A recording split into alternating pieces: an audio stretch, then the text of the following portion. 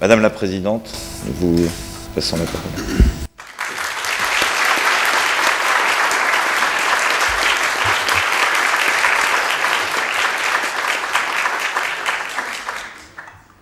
Monsieur le Président, Monsieur Lefebvre, Monsieur le Ministre Alain Vivien, Monsieur le Président du groupe socialiste, Mesdames et Messieurs les parlementaires, Monsieur le Sénateur Torricelli, chers amis, je suis très heureuse d'être ici avec vous et je remercie le comité parlementaire pour un Iran démocratique qui a pris l'initiative de cette rencontre. Dans la réunion de décembre dernier, j'ai rappelé que le régime des Mollahs est entré dans la phase de son renversement. Depuis décembre, plusieurs événements importants ont confirmé cette réalité. Tout d'abord, dans le dossier nucléaire, le régime est dans une impasse. C'est pourquoi il a dit non aux États-Unis pour une négociation directe. Une demande qu'il considère comme un acte de faiblesse de Washington. Les Mollahs savent bien que leur fermeté sur le projet atomique aura de graves conséquences, mais le régime est fragile et ne peut pas faire marche arrière. Aujourd'hui, commencent de nouvelles discussions qui vont encore échouer.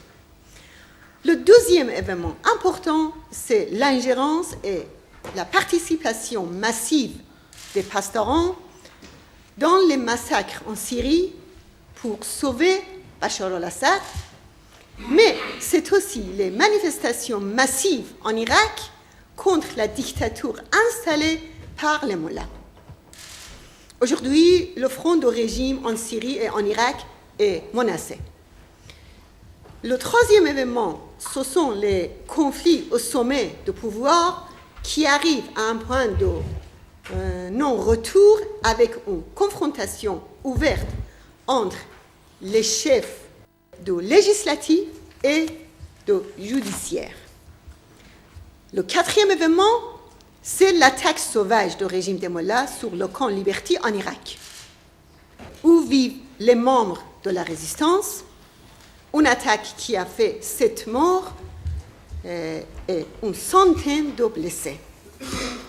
Voilà les photos de cette martyre de l'attaque de 9 février au camp Liberty.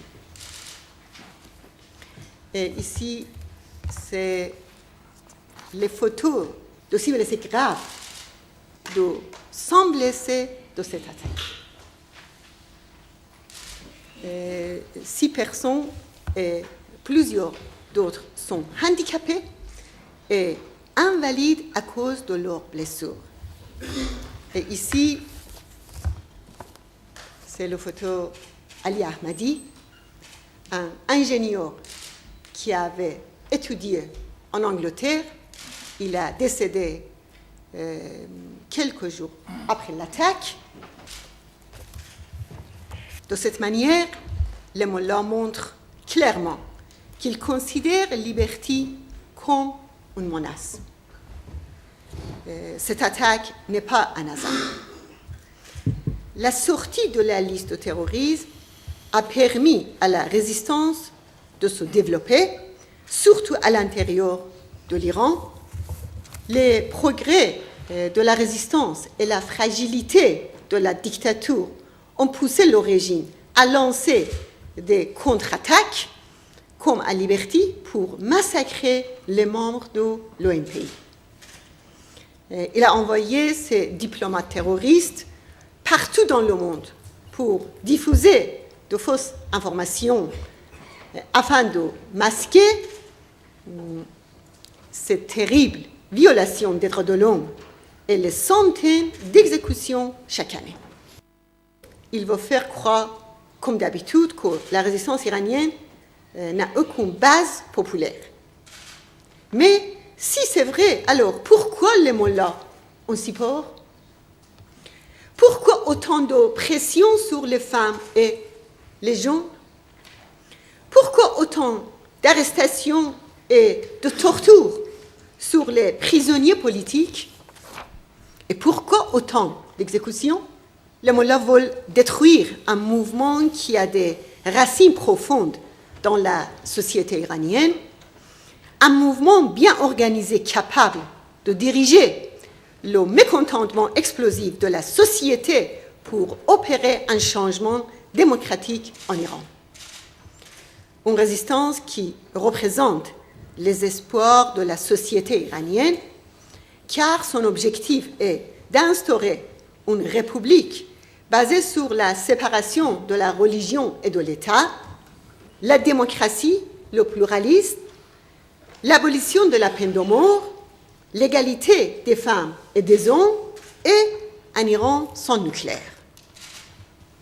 Mesdames et messieurs, il y a juste un an, les Ashrafiens étaient forcés de quitter leur foyer, c'est-à-dire la cité d'Ashraf, pour partir au camp Liberty. Ce déplacement et ses conséquences se trouvent au centre des efforts des mollahs pour empêcher leur chute. Avec un plan confirmé par l'ONU et soutenu par les États-Unis, les mollahs ont transformé Liberty en piège mortel. Pourquoi rester dans un endroit où ils peuvent être bombardés à tout moment? L'alternative est prête et c'est le camp d'Ashraf. La réinstallation dans des pays tiers peut très bien se faire à partir d'Ashraf. À cause des mensonges du gouvernement irakien, l'an dernier, les États-Unis, l'Union européenne et l'ONU disaient qu'il y avait de la sécurité seulement à Liberty. Aujourd'hui, nous voyons que les habitants sont privés de droit à la vie. En décembre 2011, l'ONU et le gouvernement irakien ont signé un protocole d'accord pour un déplacement forcé des Ashrafiens. La base du protocole était la garantie de sécurité des résidents.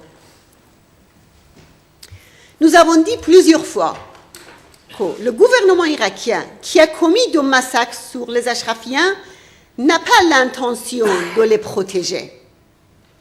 Nous avons dit plusieurs fois que si le gouvernement irakien veut tuer les résidents en Ashraf, il peut tuer les résidents en Liberty.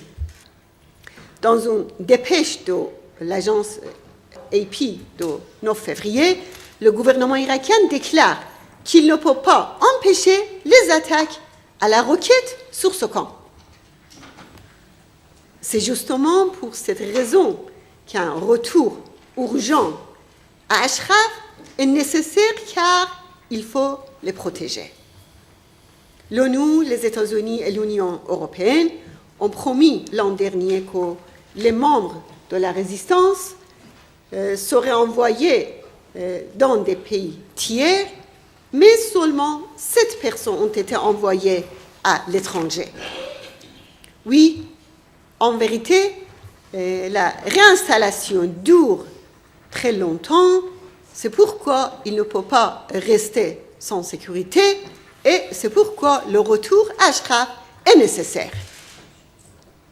Malheureusement, les États-Unis n'ont pas respecté leur promesse de protéger les Ashrafiens. L'Union européenne n'a pas respecté ses engagements dans ce domaine et le représentant du secrétaire général de l'ONU en Irak exécute les ordres de la dictature irakienne. Mesdames et messieurs, ces derniers mois, la France, qui est victime de terrorisme et de prise d'otages, a pris l'initiative d'intervenir au Mali avec le soutien de la population malien. Une initiative courageuse contre le développement de l'intégrisme. S'opposer à l'intégrisme est une politique correcte de défense de la paix et de la sécurité dans le monde. Mais cette politique doit se concentrer sur la source de l'intégrisme et du terrorisme, c'est-à-dire le régime en Iran. Un régime qui finance et arme ouvertement les groupes intégristes au Moyen-Orient et en Afrique. C'est pourquoi le peuple iranien et sa résistance appellent à la fermeté face à la répression et au terrorisme de ce régime.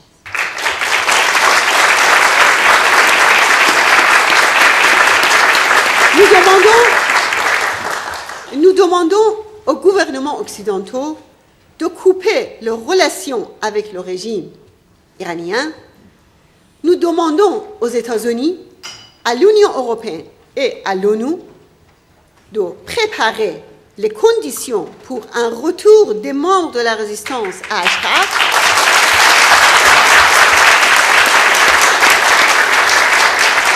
Nous demandons au HCR de confirmer leur statut de réfugiés parce que le HCR est responsable des protections et de sécurité les résidents aux libertés et on ne peut pas accepter inaction du HCR. Et enfin, nous demandons à la communauté internationale de soutenir la lutte du peuple iranien et de sa résistance pour un changement de régime des mollahs.